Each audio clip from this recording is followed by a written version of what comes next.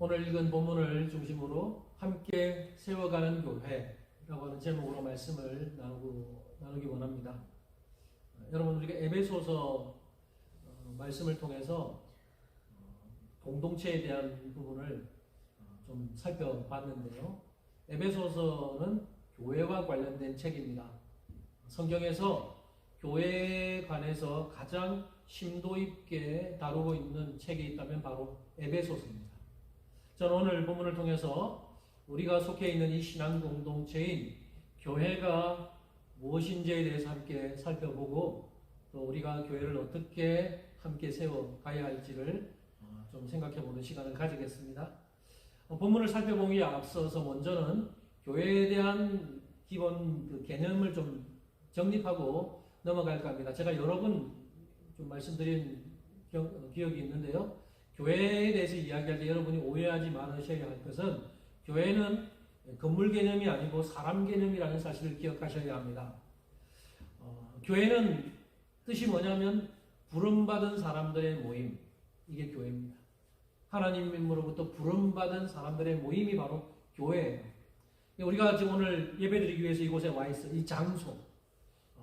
그냥 우리가 흔한 말로 그냥 교회에 와서 예배드린다. 교회라고 부르지만 좀 더 정확하게 말하면 이것은 예배당이라고 말하는 것이 맞고 우리가 예배드리기 위해서 함께 모였어요. 그래서 부름받은 성도들이 함께 모여있는 이 모임이 바로 교회입니다. 그러니까 교회는 사람 개념이에요. 그래서 오늘 본문에도 있고 또 사도 바울이 계속해서 이야기할 때 너희는 이야기할 때 그 너희 바로 구원받은 성도들, 엄밀하게 말하면 1차적으로는 에베소서의 편지를 받고 있는 에베소 성도들, 좀 더 넓게 보면 구원받은 모든 성도들, 다 너희 안에 속하죠. 이 너희가 바로 교회예요. 그래서 구원받은 우리 성도들, 바로 이 모임이 바로 교회다라는 사실을 기억하면서 오늘 본문을 좀 보시면 되겠습니다. 오늘 본문을 통해서 교회가 무엇인지 함께 좀 보려고 하는데요. 사도 바울은 오늘 본문 속에서만 세 가지 비유를 통해서 교회가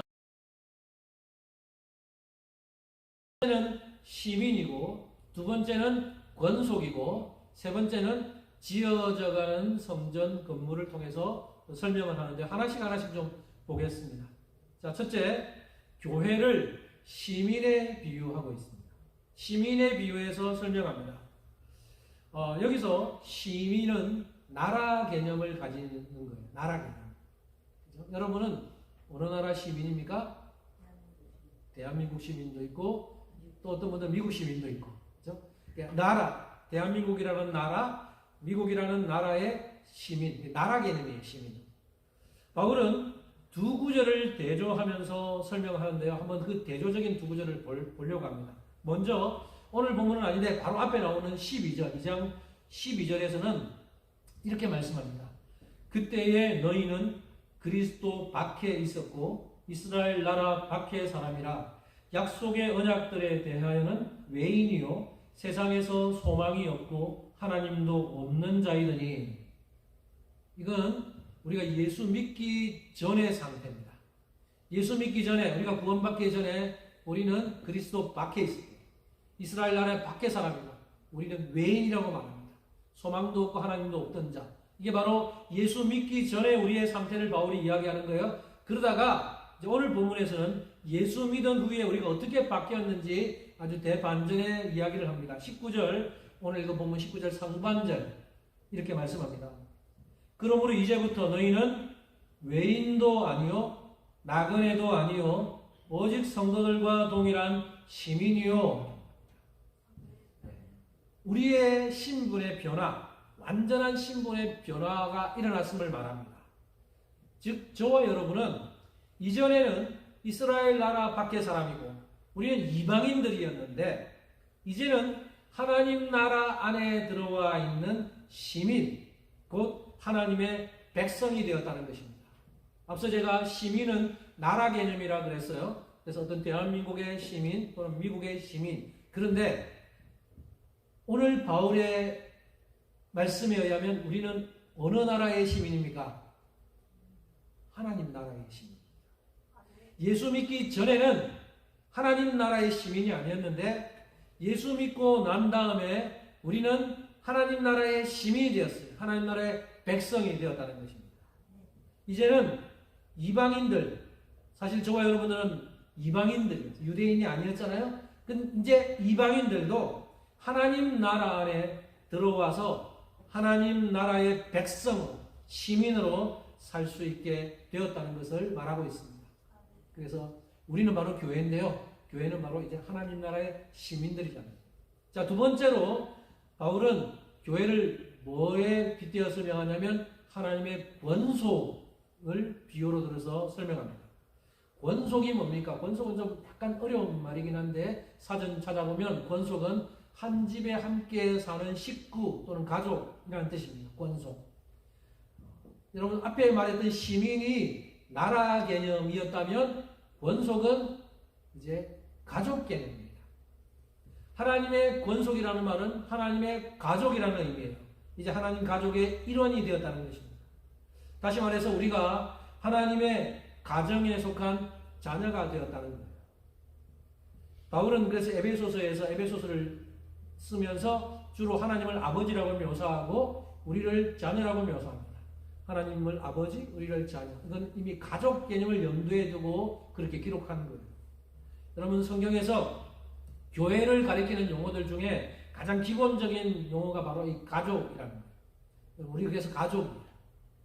우리가 사실 피가 섞여 있지는 않지만 우리는 예수 그리스도의 피로 하나 된 가족이라는 겁니다. 그래서 바울은요, 처음에 시민이라고 하는 그런 나라 개념으로 교회를 설명하다가 이제는 좀 더 범위를 좁혀서 권속이라고 하는 가족 개념으로 교회를 설명해요. 우리는 다 교회인데 교회에 묶여있는 한 가족이라는 거예요. 믿으십니까? 아멘. 가족이 뭐예요? 가족은요, 기능적인 관계가 아니에요. 우리가 직장 하면 기능적인 관계를 가지지만 가족은 그렇지 가장 친밀하고 가장 결속력이 있는 그 가장 기본 단위가 바로 가족이에요.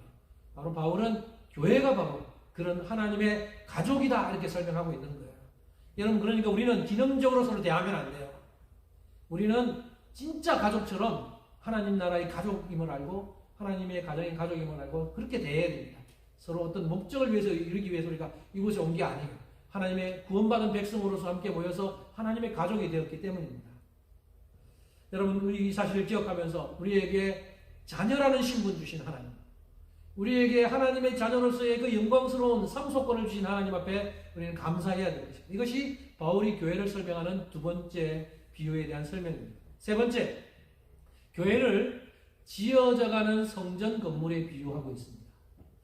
바울은 성전 건물이 지어져가는 그 건축 과정을 통해서 교회가 무엇인지를 설명하는데요. 여러분 이 세 번째 설명에 여러분 좀 더 주의 깊게 좀 본문을 좀 보셨으면 좋겠어요.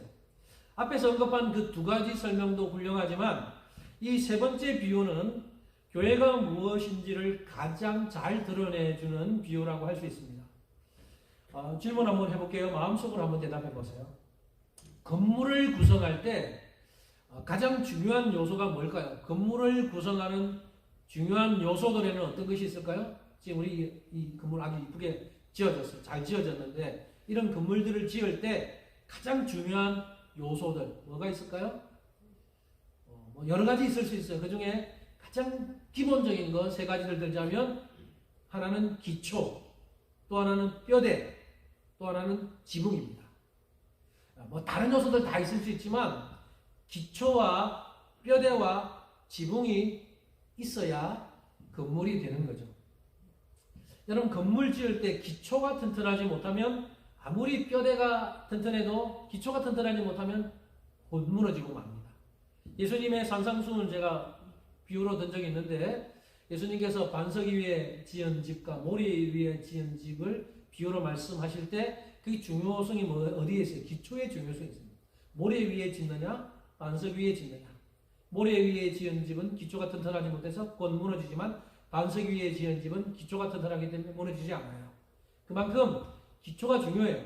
그 다음에 또 뼈대가 중요하죠. 기둥을 세울 때 뼈대가 튼튼하지 못하면 오래가지 못합니다. 또 기초가 튼튼하고 뼈대가 튼튼해도 지붕이 없으면 불안전해요. 비가 오고 눈이 올 때 막아줄 수가 없잖아요. 이 지붕도 필요합니다. 사도 바울은 교회가 무엇인지를 설명하면서 이런 건물을 지을 때 기초부터 완공까지 가는 건축 과정과 빗대어서 교회를 설명하고 있어요. 한번 볼까요? 먼저 바울은 뭐라고 말하냐면 교회는 사도들과 선지자들의 터 위에 세워졌다 말합니다. 20절 상반절에 말씀하죠. 너희는 사도들과 선지자들의 터 위에 세우심을 입은 자라 이렇게 말씀합니다. 사도들과 선지자들의 터 위에 세우심을 받았대요. 뭐가요? 우리가 바로 교회가 사도들과 선지자들의 터 위에 세움을 받았는데 여러분 이 말씀을 오해하면 안 돼요. 이 말씀을 오해하면 마치 사도들과 선지자들의 터가 있고 그 터 위에 교회가 세워진 것처럼 보일 수 있지만 이 말씀은 그런 의미가 아니고 여기 사도들과 선지자들의 터라는 말은 사도들과 선지자들이 닦은 터라는 말이에요. 자, 그러면 사도들과 선지자들이 닦은 터가 무엇일까요? 고린도전서 3장에 우리가 그것을 알 수 있어요. 고린도전서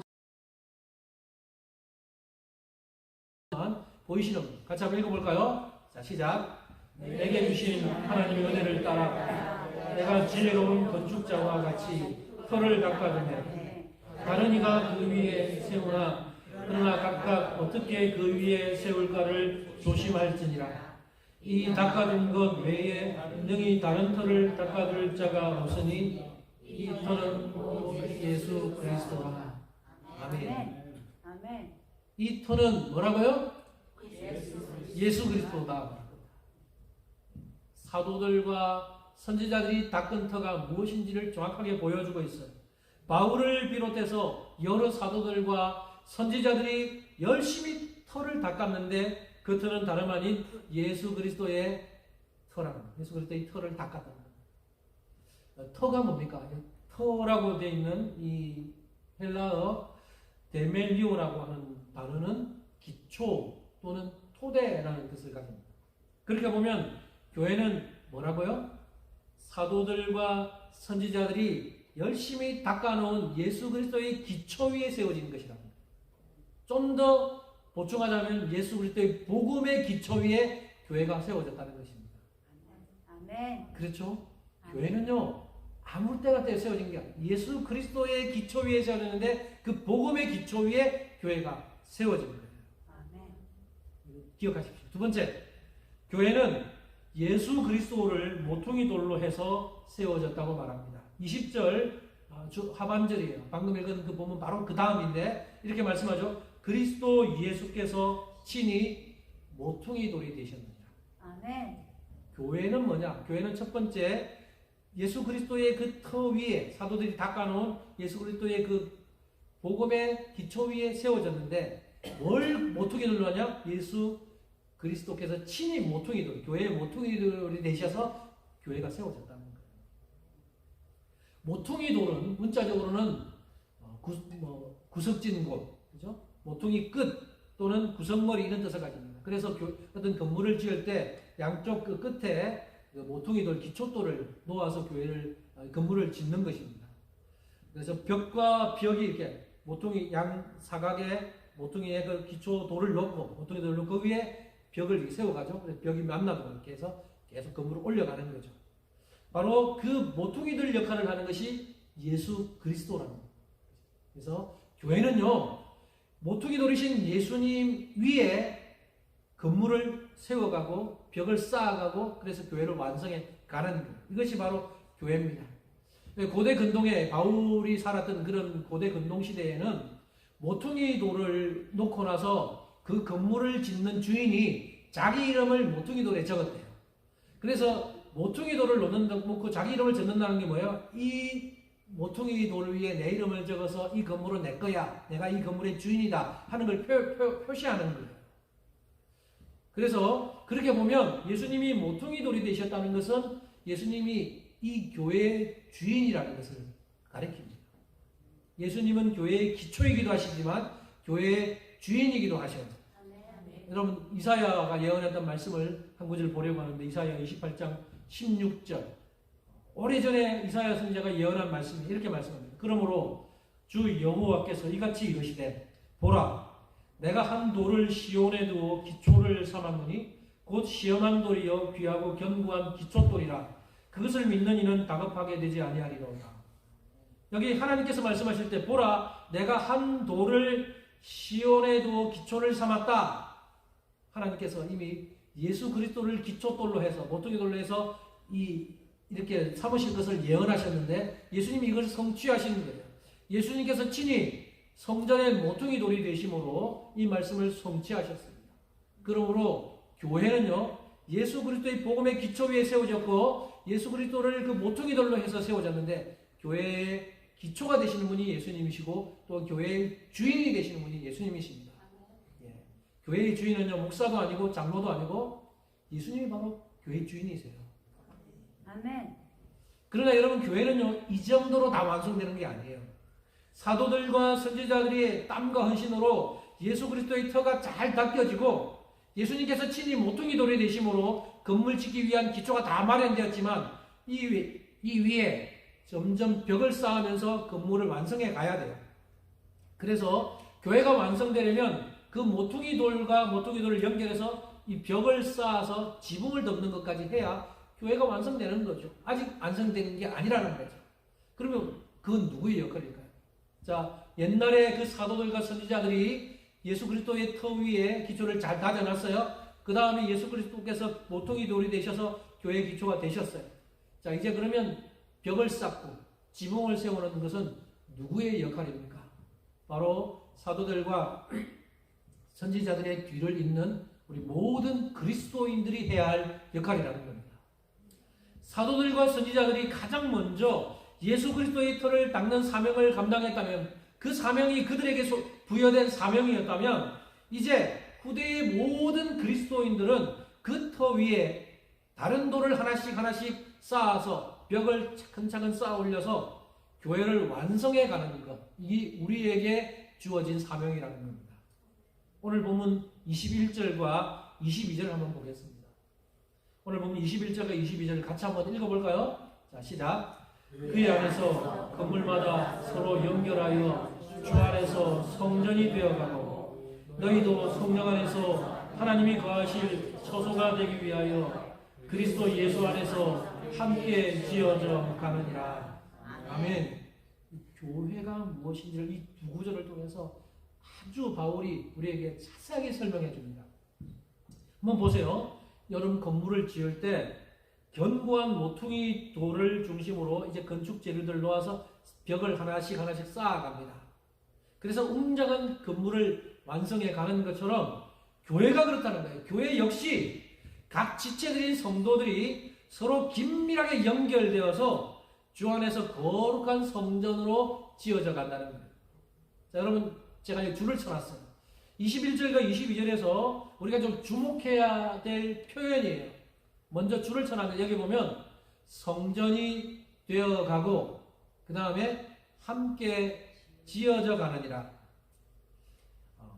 우리가 가끔씩 성경을 볼 때요 아주 민감하면서도 좀 주의 깊게 보아야 될 게 뭐냐면 그 저자가 기록한 표현의 문법적 표현이에요. 사도 바울은 아주 똑똑한 사람입니다. 엘리트와 같은 사람이에요. 사도 바울이 이 글을 기록하면서 그냥 단순히 적지 않았어요. 문법적인 표현을 우리가 좀 주목할 때 오늘 이 본문에서 이 두 동사의 문법적인 표현을 우리가 좀 주목해 볼 필요가 있어요. 되어가고 함께 지어져 가느니라. 여러분 이 표현은 문법적으로 현재 시제로 되어 있어요. 현재 시제. 과거로도 할 수 있잖아요. 그렇죠? 주 안에서 성전이 되었고 그리스도 예수 안에서 함께 지어졌느니라 이렇게 말할 수도 있어요. 그러나 바울은 과거형으로 하지 않고 현재형으로 기록하고 있어요. 이게 의미하는 것이 뭐냐 하면 교회가 지금 완전히 다 지어진 게 아니고 완성된 거 아니고 건축 중에 있는 현재 진행형으로 지금 교회가 계속해서 지어져 가고 있다는 것을 말하기 위해서요. 여러분 지금 우리는 교회를 지어가고 있는 중입니다. 언제까지요? 주님 다시 오시는 그날까지. 그때 되면 완성될 텐데 그때까지 우리는 함께 교회를 건축해가고 지어가는 과정이라는 거예요. 여기서 또 하나 중요한 것은 되어가고와 지어져 간다라는 말 앞에 붙어있는 수식어고요. 뭐라고 되어 있어요? 성전이 되어가고 앞에 뭐라고요? 주 안에서. 함께 지어져 가느니라 앞에 뭐라고요? 그리스도 예수 안에서. 무슨 말이냐면 교회는 현재 진행형으로 계속해서 지어져 가고 있는데 중요한 것은 반드시 그리스도 예수 안에서 지어져 가야 한다는 거예요. 아멘. 다시 말해서 교회는 그 존재와 성장의 기반을 예수 그리스도 안에 둘 때만 참된 교회가 될 수 있다는 것입니다. 아멘. 그렇지 않은 교회가 있을까? 있을 수 있다는 거죠. 함께 모이지만 우리가 함께 모이면 교회가 된다고 그래서 교회는 부름받은 성도들의 모임이라고 그랬어요. 지금 우리는 이곳이 교회입니다. 함께 모여 있어요. 그런데 함께 모일 수 있지만 그 모임의 기반이 예수 그리스도에게 두지 않고 그냥 우리끼리 모인다.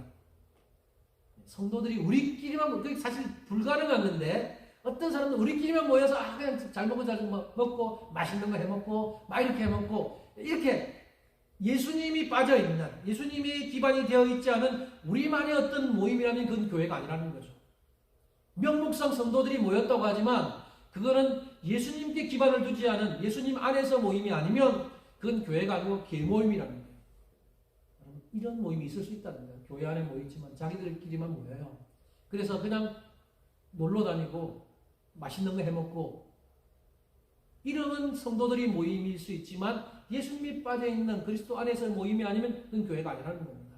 그냥 개모임이죠. 그래서 교회는 바로 그리스도 예수 안에서 함께 세워가는 그리스도가 기반이 되어야만 참된 교회가 될 수 있는 것입니다. 자, 문법적인 표현 또 하나만 볼게요. 함께 지어져 가느니라 이 표현에 아까 동사가 현재 시제라고 그랬어요. 현재 시제 외에 이건 또 수동태로 되어 있습니다. 이건 한글 번역이 아니고 헬라어 원문에 수동태로 되어 있어요. 바울이 왜 수동태로 기록했을까요? 여러분 함께 지어져 간다. 그냥 함께 지어간다 그럴 수도 있는데 지어져 간다라고 수동태로 되어 있어요. 이게 의미하는 것이 뭐냐 하면 교회는 성도 자신의 힘으로 지어가는 것이 아니라는 거예요. 혼자 힘으로 교회를 지어갈 수 없다는 것입니다.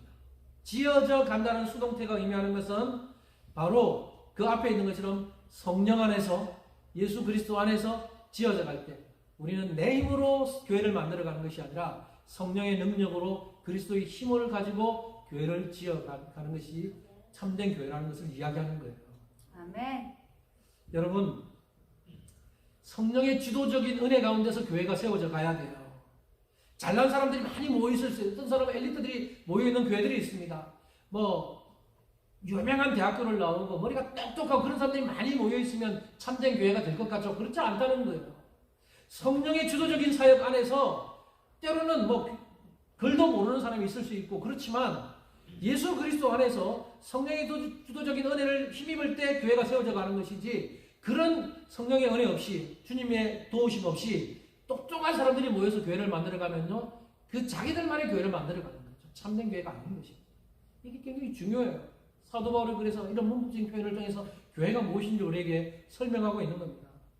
사랑하는 성도 여러분, 이 말은 단 한순간이라도 그리스도를 내 삶의 주인으로 삼지 않고 단 한순간이라도 성령을 의지하지 않는다면 참된 교회로 세워줄 수 없다는 의미입니다.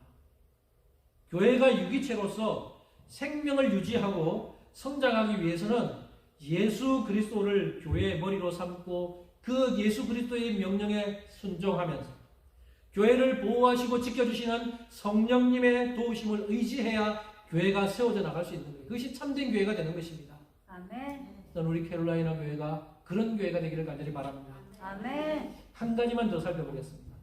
제가 한 가지 더 살펴보기 원하는 것은 교회의 상호 연결성입니다. 교회는 서로 연결되어 있다는 거죠. 바울에 의하면 교회는 서로 긴밀한 연결성 속에서 세워지는 특별한 공동체가 바로 교회예요. 교회는 뭐와 연결되어 있어요? 무엇보다는 첫 번째는 예수님과 연결되어 있어요. 예수님이 모퉁이돌이 되셔서 그 기초돌 모퉁이돌이 되신 예수님 위에 우리가 세워지니까 예수님과 긴밀하게 연결되어 있어야 하고 또한 교회는 성도들끼리 서로 긴밀하게 연결되어 있습니다. 벽과 벽을 이룰 때 돌과 돌, 벽돌을 쌓을 때 내가 하나의 벽돌을 세워지는 게 아니잖아요. 다른 벽돌과 함께 이렇게 조화를 이루어서 교회를 세워나가는 것입니다. 이 성도들과도 아주 긴밀하게 서로 연결되어 있는 공동체가 교회예요. 특별히 22절 끝에 함께 지어져 간다라고 하는 이 말은 조화를 이루어서 맞춰간다라는 뜻이 있습니다. 성도들 각자가 서로 상호관계를 맺으면서 서로 긴밀하게 연결되어 있어야 교회를 세워나갈 수 있다는 거죠. 여러분, 이 말을 뒤집어 보면요, 성도들끼리 서로 긴밀하게 연결되어 있지 않으면 다 각자 따로따로 놀고 말도 안 하고 나는 예수 믿어, 예수 믿는 사람들이 와 있지만 서로 모르는 척하고 서로 연결되어 있지 않고 그렇게 하면 그건 교회가 아닌 거죠. 교회는요, 서로 긴밀하게 연결되어서 서로 조화롭게 이루어갈 때 그게 참된 교회가 되는 겁니다. 제가 굉장히 좋아하는 영적인 멘토로 삼고 있는 분 중에 한 분, 로이드 존스라고 하는 분, 마틴 로이드 존스. 아주 많은 목회자들의 영적 멘토가 되었습니다. 그분 돌아가셨는데. 이 로이드 존스 목사님은 에베소서를 강해하면서 여기 있는 함께 지어져 간다라는 이 구절을 설명할 때 뭐라고 설명하냐면요, 반듯한 벽돌을 쌓아 올린 건물이 아니라 비뚤비뚤하고 모난 벽돌을 조화롭게 쌓거나 돌을 깎아서 세운 건물로 설명하고 있어요. 이게 오늘 본문이 설명하는 교회라는 거예요. 무슨 말이냐면 교회는요, 반듯한 벽돌을 규칙적으로 쌓아 나가는 그런 올라가는 건물이 아니고 비뚤비뚤하고 모난 그 벽돌들이 모여서 마치 조각 맞추기를 하듯이 이렇게 쌓아 나가는, 필요한 부분은 깎아가면서 이렇게 교회를 건물을 이루어가는 것이 교회라고 설명을 하고 있어요. 반듯한 벽돌은 쌓기 쉬워요. 공사장에서도 일을 해봤고 그랬는데, 네모난 벽돌 잘 만들, 그 벽돌을 반듯하다 그러면 위에 놓고 또 놓고 놓으면 건물 만들기가 비교적 쉬울 겁니다. 근데 반듯한 벽돌이 아니고 그냥 막 비뚤비뚤하고 울퉁불퉁한 돌을 가지고 와서 벽을 쌓아 나간다. 이건 굉장히 어렵습니다. 그죠? 막 튀어나와 있고, 이렇게 막 돌이 있는데 반듯하지 않고 어떤 부분 튀어나와 있어요. 그럼 튀어나와 있는 부분을 맞추려면 또 움푹 파인 부분을 그 속에 맞춰놔야 돼요. 그러니까 교회는 이런 거라는 거예요. 다 똑같은 반듯한 벽돌을 규칙적으로 쌓아 올린 건물이 아니고 어떤 사람들은 튀어나와 있고 어떤 사람은 움푹 들어가 있는데 튀어나온 부분을 맞추기 위해서 움푹 들어간 부분을 이렇게 맞춰 나가는 거예요.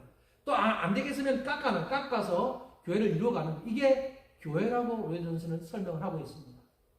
그래요. 교회가 바로 그런 것입니다. 이렇게 함께 지어져 간다는 말은 개개의 비뚤비뚤한 돌들이 서로의 모난 부분을 보완해 주면서 완벽한 벽을 이루거나 또는 다른 돌과의 조화를 위해서 깎여지는 과정을 거치면서 하나의 벽을 이루어가면서 교회를 완성해 가는 것. 이게 교회라는 것입니다. 여러분, 교회를요 너무 이상적으로 생각하면 안 돼요. 교회는 다 반듯한 사람들이 모여서 예수 믿었으니까 다 좋고 반듯하고 성격도 좋고 완벽한 사람들만 모여서 교회를 이루는 게 아니에요. 그러면 교회가 잡음이 없겠죠. 그런데 교회는 그런 것이 아니고 다 모난 사람들, 비뚤비뚤한 사람들, 이런 사람들이 모였는데 서로 맞춰가는 거예요. 맞춰가면서 교회를 만들어가는 거예요. 때로는 깎아내야 돼요. 그러면서 교회를 만들어가는 거죠. 이게 교회라는 것입니다. 그러면서 로이드 존스 목사님은 함께 지어져 간다라는 이 표현 속에 몇 가지 심오한 진리가 들어있다라고 해서 두 가지만 나눌게요. 함께 지어져 간다는 이 표현 속에 두 가지 아주 심오한 그 교리가 숨겨져 있다고 말해요. 첫 번째는 선택의 교리가 숨겨 있다고 말합니다. 선택. 저와 여러분은 선택받았어요. 믿습니까? 아멘. 우리가 선택받을 만한 자격이 있어서 선택받았나요? 말은 맨날 아니요. 정말 우리가 선택받을 만한 어떤 자격이 있어서 선택받은 게 아니에요. 교리 중에 칼빈 5대 교리 중에 무조건적인 선택이에요. 하나님이 우리를 무조건적으로 선택하셨어요. 우리가 잘나서요? 아니요. 하나님 그냥 우리를 콕 찍어서 우리를 선택하셨다니까요. 그러니까 우리는 다 달라요. 다 비뚤비뚤한 사람들이에요. 다 모난 사람들인데 하나님 우리를 딱 선택했어요.